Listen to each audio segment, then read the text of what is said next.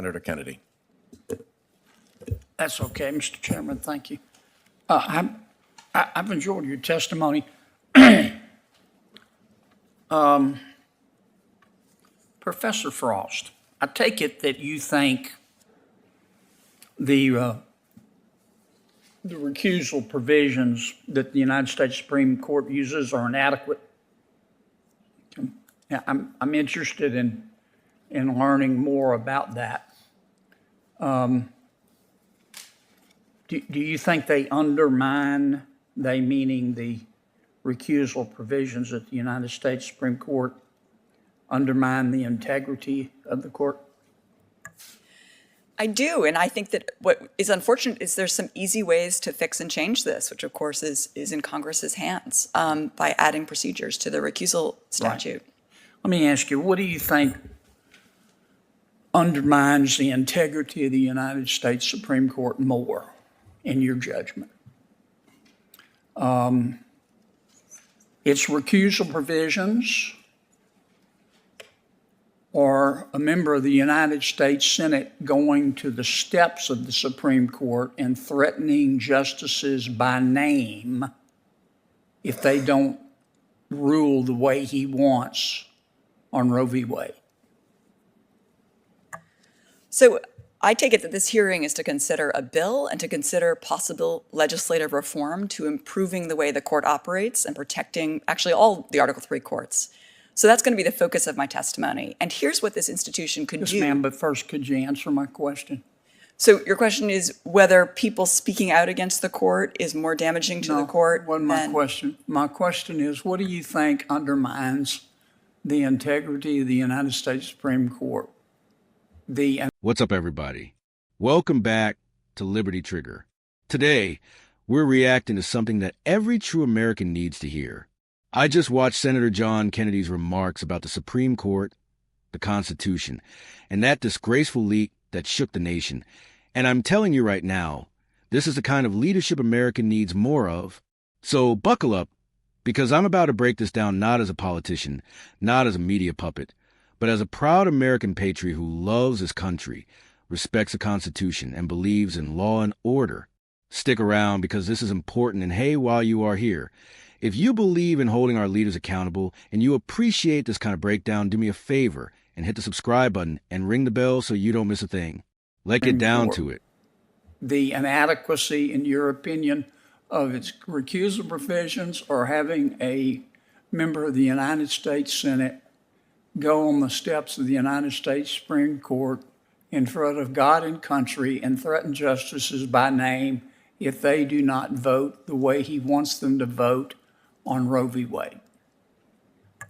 So, Senator, unfortunately, over the last decade, particularly the last 5 years or so, I have seen the court come under attack from so many different sources. Yes, ma'am, but what about that particular? I think that's a problem. I would certainly not support a senator criticizing the court. It's also a problem when the Senate of the United States will not confirm a nominee for over a year, leaving the court at 8 justices. And it's also a problem when Congress will not amend existing legislation to improve the process of recusal so that all of the justices can weigh in on a recusal decision and protect the integrity of that court. All of those are a problem. Let me ask each of you this. You're all students. Well, first, I'm going to call you professor anyway. I think you're qualified to be a professor, Professor Payne. You mentioned ethical misconduct by the United States Supreme Court justices. Can you give me examples in the last 20 years of specific acts of ethical misconduct by the United States Supreme Court justices? I can definitely send you the allegations of misconduct.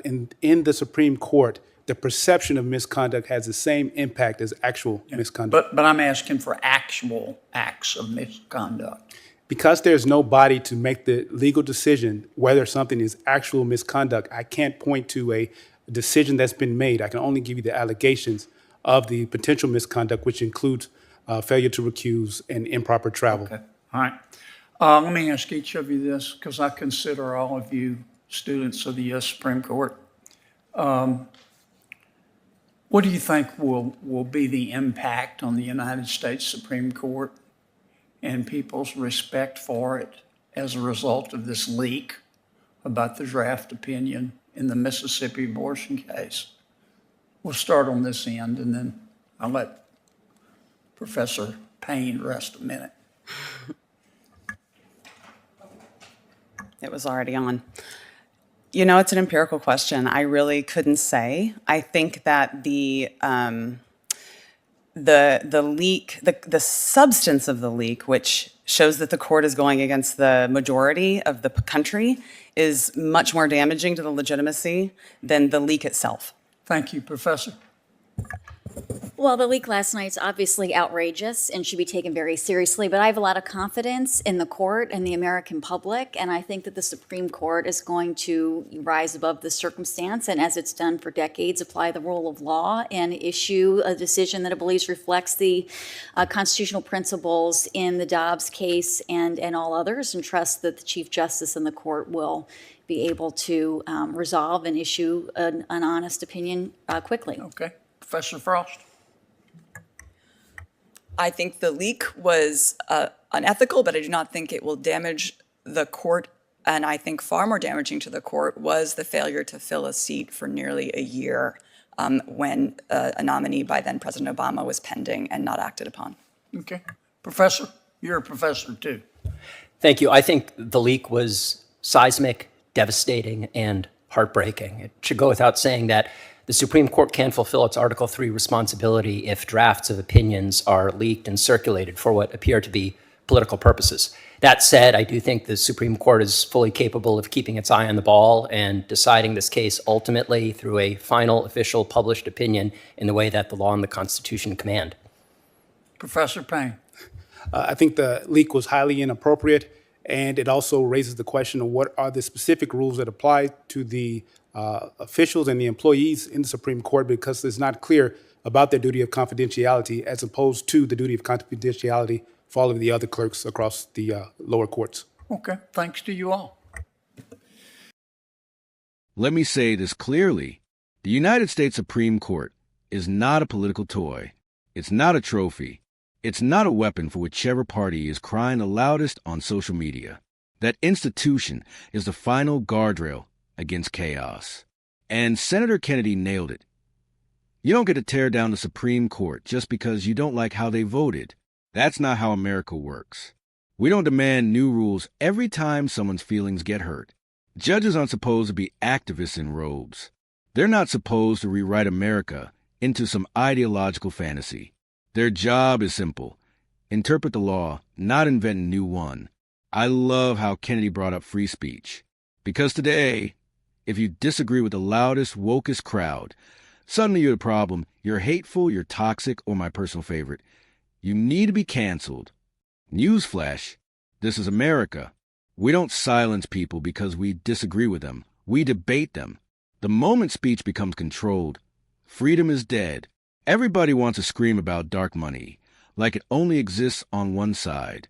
Come on now. There is money flying from every direction, left, right, center, and even foreign influence. So let's stop pretending one group is holy and the other evil. If we want honesty, we have to start by admitting that manipulation isn't partisan. It's universal. And then we get to the biggest betrayal, that Supreme Court draft leak. I agree with Senator Kennedy 1,000%. This wasn't heroic. This wasn't whistleblowing. This wasn't activism. This was a calculated attack on America's judicial integrity. You don't leak private Supreme Court deliberations because you didn't like the potential ruling. You don't sabotage trust for political gain. Whoever leaked that document didn't just betray the court. They betrayed the American people. And yes, they should be found. They should be fired. They should be disbarred. And if laws were broken, they should be prosecuted. Justice isn't optional. Accountability isn't optional. The same people screaming about protecting democracy are the ones trying to bully judges, threaten justices, burn down institutions, and rewrite constitutional meaning based on emotions. Let me tell you something. Democracy doesn't mean you win every time. Democracy means you respect the system even when you lose. Senator Kennedy is right. America must not tear down its own pillars. We don't destroy the Supreme Court. We defend it. We don't let mobs run the nation. We let the Constitution lead it. This is not Republican versus Democrat. This is America versus the erosion of values.